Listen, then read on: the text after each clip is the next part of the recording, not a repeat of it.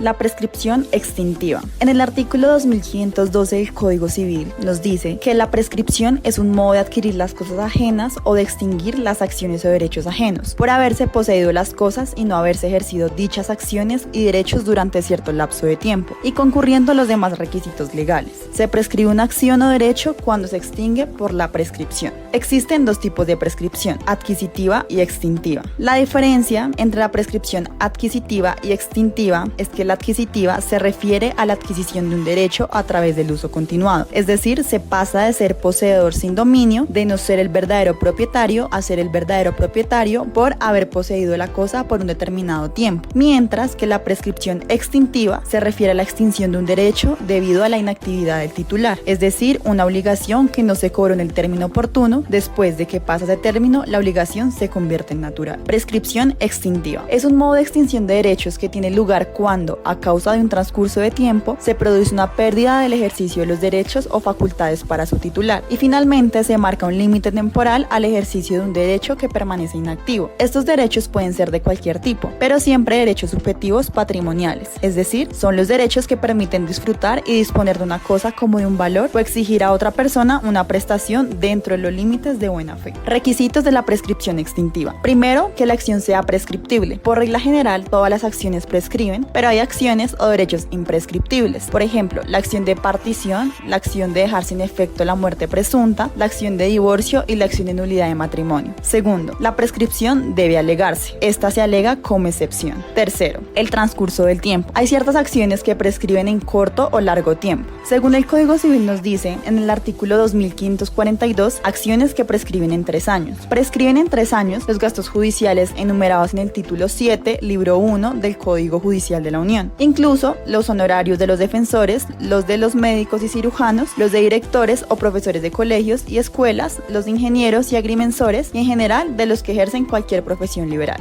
Artículo 2543. Acciones que prescriben en 2 años. Prescriben en 2 años la acción de los mercaderes, proveedores y artesanos por el precio de los artículos que despachan al menudeo. Según el artículo 2536, prescripción de la acción ejecutiva y ordinaria. La acción ejecutiva se prescribe por 5 años y la ordinaria por 10. La acción ejecutiva se convierte en ordinaria por el lapso de 5 años y convertida en ordinaria durará solamente otros 5 años. ¿Desde cuándo se cuentan esos plazos? Desde que la obligación se hace exigible. Cuarto, el acreedor debe tener o asumir una actitud inactiva, es decir, no ejerce las acciones legales durante el plazo ejercido en la ley. Quinto, la prescripción atiende a razones de interés público y particular. Opera para todo tipo de personas naturales, jurídicas, de carácter civil y mercantil que estén dentro del territorio nacional. Sexto, no debe encontrarse suspendida, es decir, que la prescripción no corre en contra de las personas señaladas en el artículo 2509 del Código Civil. Interrupción de la prescripción. La prescripción puede interrumpirse ya sea natural o civilmente. Se interrumpe naturalmente por el hecho de reconocer el deudor la obligación ya expresa, ya tácitamente, y se interrumpe civilmente por la demanda judicial, salvo los casos enumerados en el artículo 2524, donde la consecuencia de la interrupción es que se vuelve a empezar a contar el tiempo de prescripción.